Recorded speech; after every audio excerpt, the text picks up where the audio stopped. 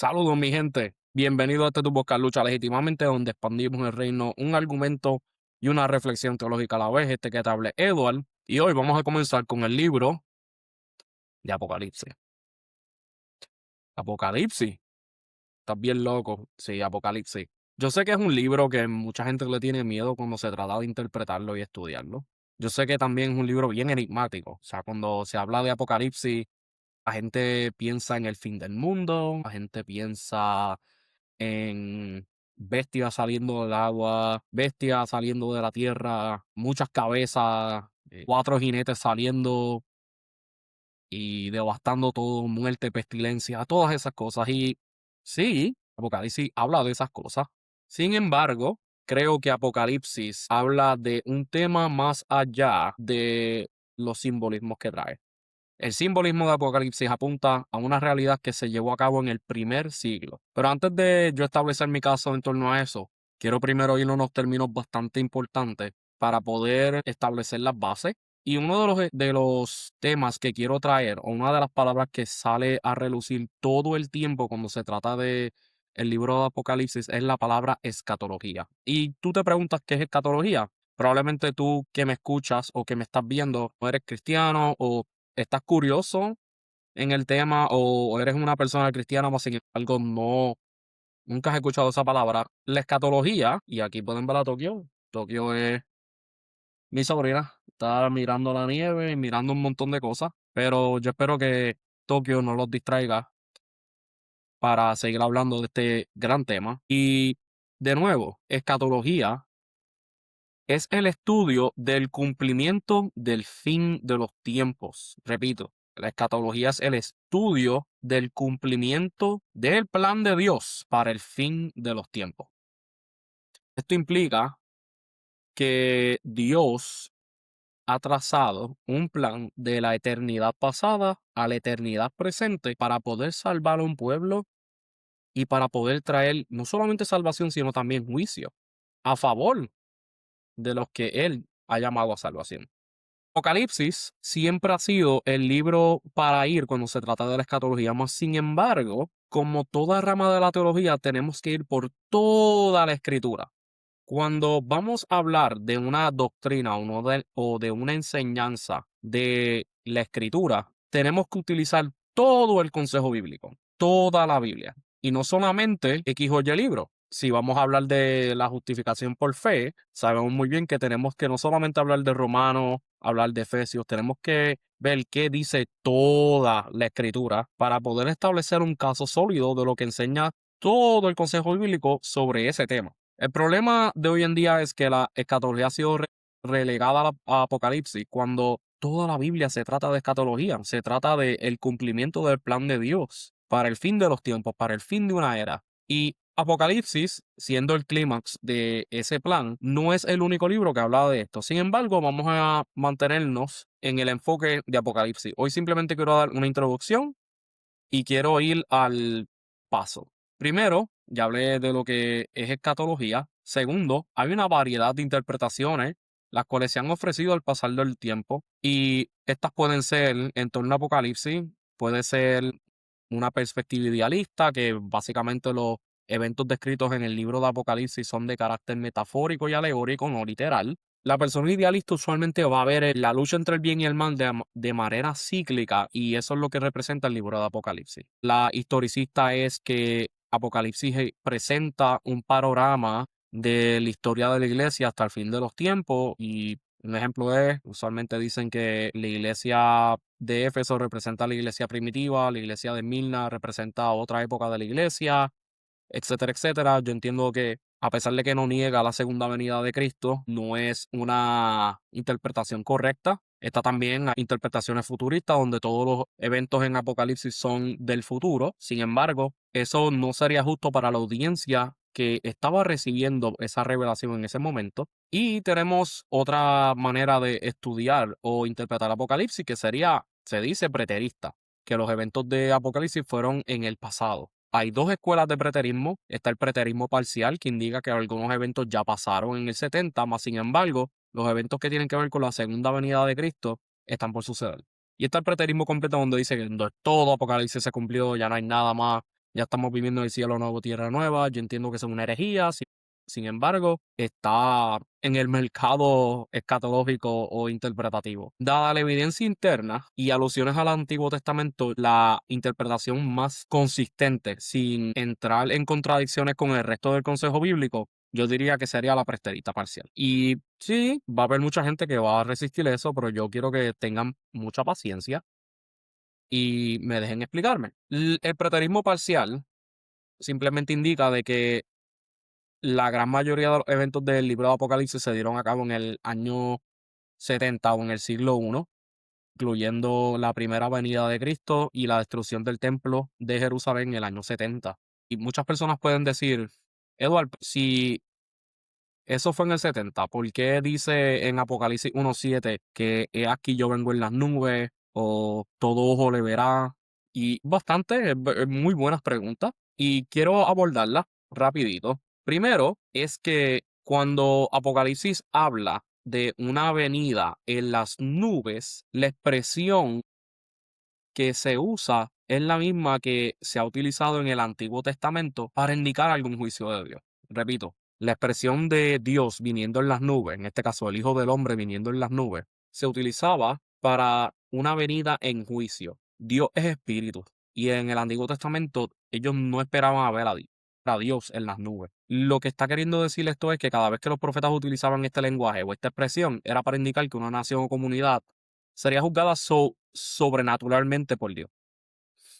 Ejemplos de eso es Egipto, Isaías 19:1, Nínive, en Nahum 1:3 y el Sanedrín judío en Mateo 26:64. Y en estas ocasiones el juicio no era visible. Otra objeción puede ser qué significa la expresión de todo ojo le verás. O sea, tú me estás queriendo decir a mí de que si ellos no van a ver a Jesucristo haciendo este juicio y que esto fue en el primer siglo, ¿qué significa eso de todo ojo le verá? Y también, muy buena pregunta. Y aunque la gente no veía físicamente a Dios para contestarla, ellos sabían cuándo los juicios iban a ocurrir. Reconocían la intervención de Dios en ese evento histórico en particular por la magnitud de los hechos. Así cuando Israel fue destruido por Babilonia, supieron que era juicio divino. En el caso del pasaje mencionado, los que le traspasaron, que también está en ese mismo versículo 7 de Apocalipsis 1, se refiere a los judíos que traspasaron a Jesús en la cruz con el apoyo romano y son los responsables de poner a Cristo en la cruz. A pesar de que los romanos hicieron el trabajo, Pilato se lavó las manos, indicando de que no cae sobre él, sino sobre los que lo están pidiendo, que eran los judíos. Y es por eso que podemos entender y podemos dar la ciencia cierta que Apocalipsis está tratando de un evento diferente al que nosotros siempre hemos pensado durante todo este tiempo. Y esto no es nuevo. Vamos a ver que la evidencia patrística apunta a este juicio sobre Jerusalén como algo escatológico y cumplido por lo que Jesús estuvo diciendo en sus sermones, especialmente en el Sermón de los Olivos. ¿Cuándo es que Cristo viene por segunda vez según esta interpretación del preterismo parcial? En Apocalipsis, el juicio de Dios sobre Jerusalén en el año 70 es de carácter tipológico y no físico. Y podemos verlo de Apocalipsis 6 al 19. Esos capítulos hablan y vamos a ver cómo el simbolismo indica que es Jerusalén. Mientras que la segunda venida de Cristo, los eventos que están en ese evento de manera física y visible, están en los capítulos 20 al 22. Y como pueden ver en el esquema que estoy presentando, este esquema está en el libro del doctor y pastor Gilberto Miguel Rufat en su obra del Apocalipsis de Juan, la venida del Hijo del Hombre, un excelente recurso para poder estudiar Apocalipsis, un comentario verso a verso, creo que va a ser de gran edificación y todo eso. Pero, ¿y qué de las otras interpretaciones? Mira, a diferencia del preterismo completo, la interpretación parcial, la idealista, historicista y futurista no niegan la segunda venida visible de Cristo, independientemente de cómo esté interpretando este libro. De nuevo, voy a presentar, a medida que estemos estudiando el libro de Apocalipsis, yo entiendo de que el preterismo parcial es más consistente que las otras interpretaciones. Sin embargo, es un libro complicado y puedo entender cómo muchas personas pueden decir que no a lo que estoy diciendo, pueden negarlo, pero si vamos a la escritura y dejamos que la escritura se interprete a sí misma, pueden entender el por qué se entiende que hay coherencia dentro de esta escuela. Sin embargo, no quiero debatirlo entre escuelas y entre autores, etcétera, etcétera, etcétera. Quiero utilizar la escritura para presentar mi caso. Y eso es lo que quiero hacer y mi mayor propósito con este estudio del libro de Apocalipsis. Pero hay que tener algo bien claro. ¿Cómo debemos trabajar con estas diferencias? Primero hay que tener humildad y mansedumbre. Hablar del tema reconociendo que nuestras limitaciones, inteligencia, son limitadas. Y también tenemos que tener la inteligencia emocional para poder trabajar y hablar con otros hermanos en la fe que difieren de nosotros en torno a este tema. Recordando lo fundamental, que Cristo viene por segunda vez a justificar a los vivos en Cristo y a juzgar a los muertos en Cristo, como también a juzgar a aquellos que no lo recibieron. En eso todos estamos de acuerdo, que Cristo viene por segunda vez y le damos gloria a Dios por eso y que va a restaurar la tierra, que va a todo lo que está en este mundo que no está transcurriendo de la mejor manera posible, Él lo va a hacer correr perfectamente. Y esa es nuestra esperanza. Si perdemos de perspectiva que esa es nuestra esperanza, vamos a estar peleándonos como gatos y vamos a ser como el resto del mundo. Eso es lo menos que debemos hacer. Y hay que hacerlo con amor. Bien importante entenderle que la segunda venida de Cristo nos inspira al amor, porque estamos todos juntos luchando contra el mundo para traer el reino de Dios, y eso requiere que vagamos en amor así como Cristo nos ama a nosotros. Como modo de introducción al libro de Apocalipsis, se dice que es el libro que trae una promesa al momento de traer la revelación. Dice, bienaventurados todos aquellos que guardan la profecía y que obedecen las palabras de este libro. Dios invita a ver la realidad como Él la ve y no como nosotros la vemos con temor y confusión. Estamos viendo que este mundo se cae en cantos por la política, por lo difícil o divisivo que está todo el mundo, especialmente en las redes sociales.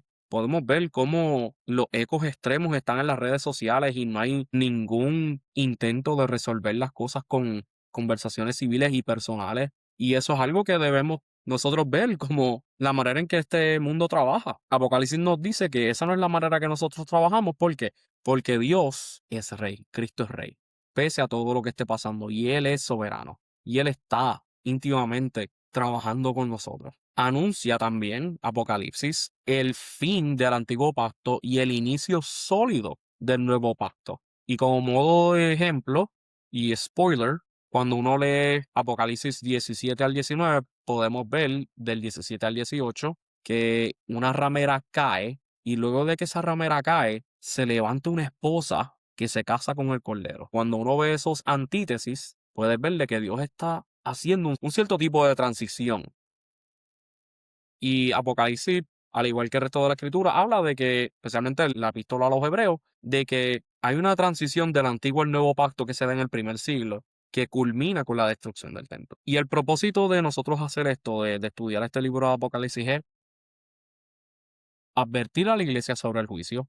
Así fue lo que Jesús estaba haciendo cuando le reveló esta profecía a Juan. Solar en medio del juicio y la persecución, recordar a la iglesia sobre su rey y victoria y llamar a vivir de manera diferente a los que nos persiguen. En este caso, y en el contexto inmediato de Apocalipsis, los judíos anticristianos, que eran religiosos legalistas, y los romanos, que eran relativistas y oportunistas paganos. Nada diferente a lo que nosotros enfrentamos hoy. Enfrentamos persecución de ciertos boquetes de la sociedad que son ultraconservadores, y si no creemos como ellos creen, si no pensamos con las políticas que ellos también piensan, pues nos tildan de malos o de izquierda, y lo mismo la izquierda, eh, con su relativismo y neopaganismo y espiritualismo. También no les gusta el exclusivismo que el cristianismo trae. Sin embargo, esto no es la primera vez que la iglesia enfrenta este tipo de persecuciones o este tipo de oposición. Es más intensa en algunos sitios que otros. No me atrevo a decir que estando en Estados Unidos sufro persecución. Eso sería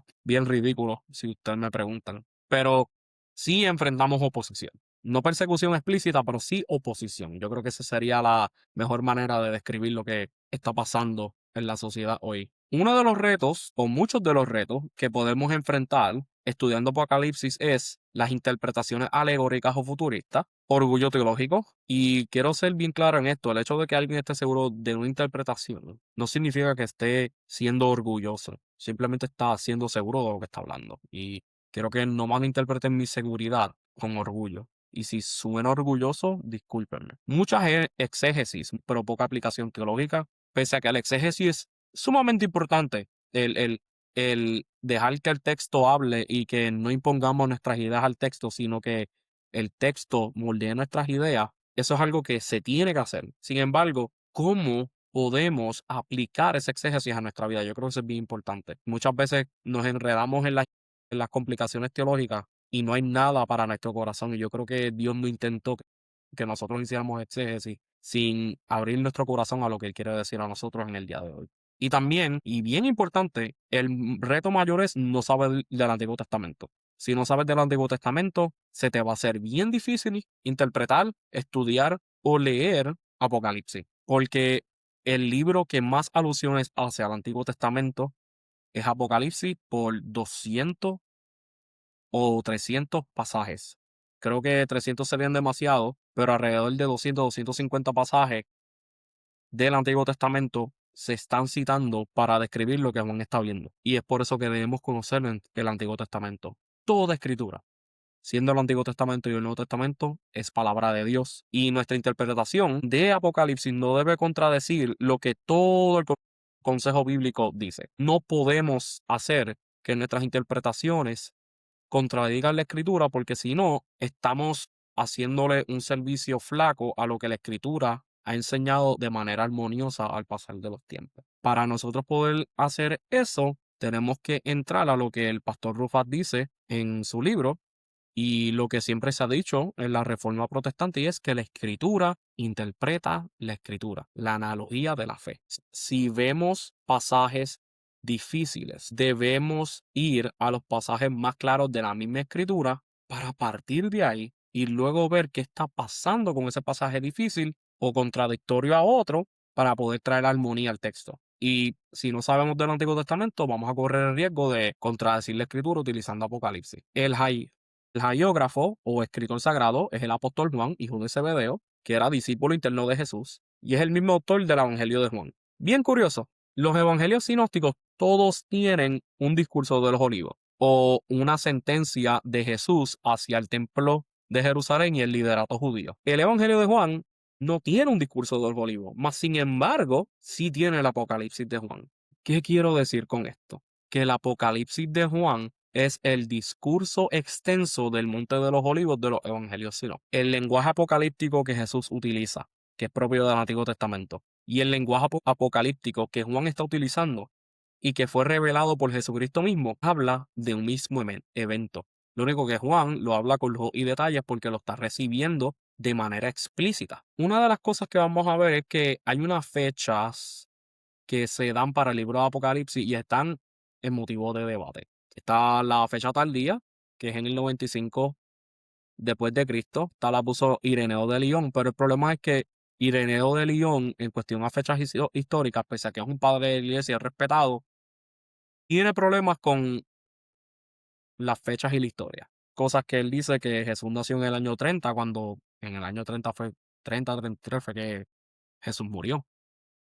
Y está la fecha temprana, que estaba desde el 64 al 69, 68 al 69, pero la evidencia interna apunta y sugiere que Juan escribió este libro apocalíptico antes de la caída de Jerusalén. Los destinatarios son las iglesias del Asia Menor, las vemos del capítulo 2 al 3 o 2 al 4, y el género literario es una epístola circular apocalíptica. Es una carta circular a estas 7 iglesias y estas 7 iglesias componen lo que es el cuerpo de Cristo en Asia Menor, que también van a divulgarlo al resto de las iglesias locales. Y volviendo al tema de la fecha, quiero presentar evidencia de por qué la evidencia interna indica una fecha temprana. ¿Por qué esto es importante? Porque si la fecha fue tardía, es decir, en el 90 al 95, pues eh, la manera en que interpretamos el libro se va a complicar y vamos a empezar a alegorizar. Pero si la fecha fue antes del 90, es decir, para los años 60 del primer siglo, podemos interpretar el libro de Apocalipsis en el evento que él quiere que nosotros, es decir, Juan, nosotros podamos ver. Es incorrecto afirmar que los eventos serían miles de años después, y porque el mensaje era relevante para los destinatarios del primer siglo. El mensaje era relevante para aquellos que estaban recibiendo la carta. Sería injusto el decirle a los creyentes que estaban recibiendo esta carta que los eventos no iban a ocurrir hasta 2000 años, cuando necesitaban recibir ese mensaje de esperanza en ese momento. O sea, si van a ocurrir miles de años después, ¿cómo ellos van a enfrentar la persecución? No, no hace sentido. Pero el libro de Apocalipsis, como mencioné anteriormente, hace referencia al discurso de Jesús en el Monte de los Olivos, que implica que los sucesos fueron en la vida de los discípulos. ¿Por qué? Porque durante el evento del Sermón de los Olivos, el discurso del Monte de los Olivos dice que esta generación no pasará hasta que vea la venida del Hijo del Hombre en las nubes. Y cuando Dios, en la persona de Jesús, está hablando de la venida del Hijo del Hombre en las nubes, no está hablando de un juicio final, está hablando de la destrucción del templo. Y lo vemos en los capítulos anteriores, y un caso específico es Mateo. En el 23 él presenta los ayes hacia los líderes y los fariseos. El 24 los discípulos le preguntan cuándo va a ser el fin de todas estas cosas, y él, señalando al templo, habla de que esto va a suceder durante su generación, es decir, durante la vida de estos discípulos. Vemos que el carácter inminente del asunto apunta que fue durante ese momento donde ellos podrían ver lo que iba a pasar. El carácter inminente de los eventos, he aquí yo vengo pronto, he aquí yo vengo en las nubes, no me demoro. Todos estos eventos implican de que hay un cumplimiento inmediato de esta profecía. Y la evidencia interna apunta de que el carácter era inminente. Otra evidencia sería la condición eclesial. ¿Qué significa eso? El estado de las iglesias, especialmente de los destinatarios de la carta. El juicio inminente sobre Jerusalén. Dice: "He aquí yo vengo en las nubes, todo ojo le verá". Ya había mencionado anteriormente qué significa ese pasaje. Y lo mirará el que le traspasaron. ¿Quiénes fueron los que traspasaron a Jesús? Los judíos. Podemos ver la fuerte influencia judía en la iglesia. La mayoría de los creyentes eran judíos, lo que facilitaba explicar el mensaje a los gentiles que estaban dentro de la iglesia con ellos y podían entender lo que Juan les estaba escribiendo. Juan, inspirado por Jesucristo y por el Espíritu Santo, no iba a darles algo que ellos tenían que descifrar y nunca saber lo que iba a pasar y que iba a pasar 1000 años después. De nuevo, lo veo injusto para nuestros hermanos que recibieron esta carta, y lo veo anacrónico, o sea, no conforme a ese tiempo y al contexto de la carta. También estaban enfrentando falsas ideologías. Y en Apocalipsis se ve bien lo que están enfrentando. Falsos apóstoles judíos en el capítulo 2, verso 2. Los nicolaitas en el capítulo 2, verso 6 y verso 15. La doctrina de Balaam en el capítulo 2, verso 14.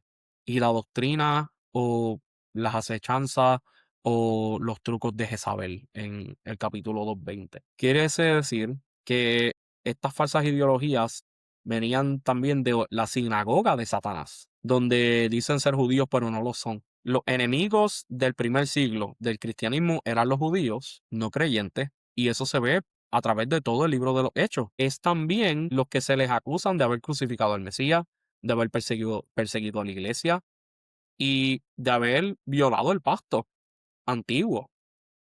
Solamente un pueblo puede ser juzgado por violar el pacto. No es Roma, no es Estados Unidos, no es Irán, no es Rusia, es Israel, es Cuba.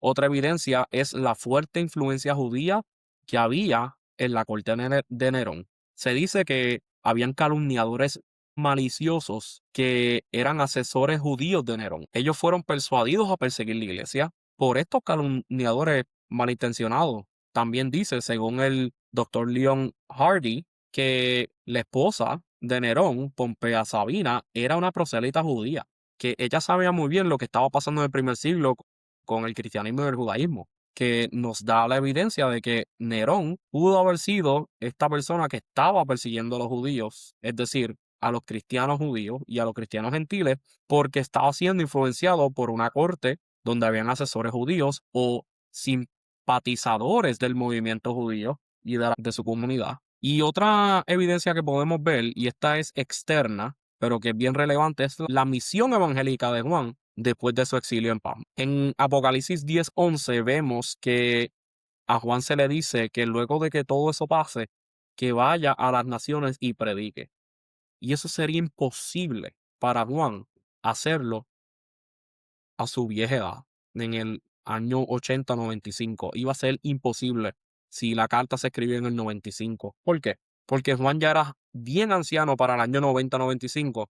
¿Cómo él iba a poder predicar el evangelio a todas las naciones con una edad tan corta? Es decir, disculpen, con una edad tan avanzada. Dice Clemente de Alejandría, voy a poner la cita completa en el post aquí en la pantalla. Dice que a la muerte del tirano, es decir, Nerón, regresó a Éfeso desde la isla de Patmos. Se fue siendo invitado a los territorios contiguos de las naciones, aquí para nombrar obispos, allí para poner en orden las iglesias enteras, allí para ordenar tales como fueron señalados por el Espíritu. Esto hubiese sido imposible si Juan hubiese escrito esta carta en el año 90 o 95. Esto apunta a que a la muerte del tirano, es decir, Nerón, que fue en el 64 al 65 después de Cristo, sería lo que una fecha certera a lo que está hablando Clemente aquí mismo y lo que Juan quería decirle a la iglesia lo que iba a pasar durante ese periodo. Otra evidencia que apunta al apóstol Juan y a su vejez es San Jerónimo. San Jerónimo dice que la condición física de Juan era tan avanzada de que los hermanos, y esto es decir, en el año 90-95, los hermanos en Éfeso lo tenían que cargar al hombro para llevarlo a la iglesia, y lo único que Juan podía decir es: hijitos, amaos los unos a los otros. Eso era lo único que Juan podía decir en su vejez extrema, que era alrededor de los años 80 y 90, que siendo consistentes con la evidencia interna y con lo que nos está diciendo los padres de la iglesia, la gran mayoría, pero mayormente Clemente y Jerónimo, podemos ver de que Juan escribió esto siendo un adulto funcional, con mucha energía, 50 o 60 años. Otra evidencia es el templo. Apocalipsis 11, versos 2, especialmente versos 1 al 2. Juan mide el templo y los sacrificios. Y eso iba a ser imposible después del año 70. No hay una mención de un tercer templo en el Nuevo Testamento. Y el sistema sacrificial sería innecesario luego del sacrificio de Cristo. Y sería irrelevante tener un templo y sacrificio. Por lo que nos sugiere o nos dice que Juan está midiendo el templo antes de ser destruido, como nos dice el contexto del capítulo 11. Otra evidencia interna, la identidad de la bestia.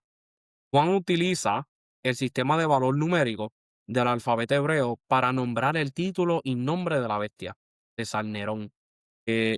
Cuando utilizan la gematría hebrea, el valor numérico de esas letras juntas da 666. No 666, 666. Es un solo número, no tres números. Son tres dígitos, un número. Voy a poner en pantalla la imagen o la gráfica para que puedan ver lo que estoy queriendo decir. Y por último y no menos importante, la gran ramera en Apocalipsis 17 al 18, la gran ramera que está sentada sobre la bestia, había violado un pacto, adulteró, por eso se le llama ramera. Y volviendo al principio de la analogía de la fe, volviendo a la interpretación con la escritura, es decir, interpreta escritura sin contradecirse, vemos que la única nación que estaba con un pacto marital con Dios era Israel, no era Roma, no era Irán, no es Rusia, no es Estados Unidos, no es China, ninguno de ellos. El antiguo Israel, quien se volvió una ramera. En el caso del Nuevo Testamento, adulteró con Roma para irse en contra de Dios. Los fariseos dicen ante Pilato: no tenemos rey que al César. Y para ellos eso era una blasfemia, y con tal de matar a Jesucristo, eso fue lo que dijeron. Lo consistente con la escritura, especialmente Jeremías 3, Ezequiel 23, Lamentaciones capítulo 1, versos 1 al 2, Oseas, el libro de Oseas completo, capítulo 2, 2 al 5, podemos ver que la gran ramera siempre ha sido Judá, siempre ha sido Israel, y es la que violó el pacto marital que tenía con Dios. Es por eso que en el capítulo 17 al 18, esta ramera cae y de repente hay unas bodas del Cordero, indicando de que ese sistema ya cayó, fue destruido, fue desolado, y ahora hay unas bodas del Cordero, que sería la iglesia siendo la esposa de Cristo, que es como el Nuevo Testamento se refiere no solamente a la apertura del nuevo pacto, como en las palabras en las parábolas de las bodas de Jesús, también lo que el apóstol Pablo dice. Entonces, para recapitular, la razón por la cual vamos a estudiar Apocalipsis es porque es relevante a nuestro tiempo. Dadas las fechas que se han dado, yo entiendo que la fecha temprana es la más certera y he presentado la evidencia interna y externa para decir eso. Y el propósito es para nosotros cobrar ánimo en medio de este mundo que está siendo tan divisivo por la sociedad, la política y las luchas internas que hay, porque Satanás se ha metido a las iglesias. O sea, el libro de Apocalipsis nos muestra que nosotros ya tenemos victoria, que debemos caminar en ella. Dicho eso, mi exhortación y mi oración es que podamos estudiar el libro de Apocalipsis y podamos salir edificados y preparados para llevar las buenas nuevas de salvación y decirle a la iglesia y decirle al mundo que Cristo es rey y que Él ya está reinando y que va a venir por segunda vez y que va a juzgar a los vivos y a los muertos y va a traer un cielo nuevo y una tierra nueva, pero que también hay un juicio que debemos responder ante nuestro estado con Él. Si estamos en Cristo, hemos sido salvos, pero si estamos sin Cristo, como la mayoría de los de Judá en el primer siglo, vamos a sufrir juicio. Esto sería todo. Espero que le haya sido de edificación. Denle like, suscríbanse, compartan este video y vamos a seguir expandiendo el reino de Dios, un argumento y una reflexión teológica a la vez.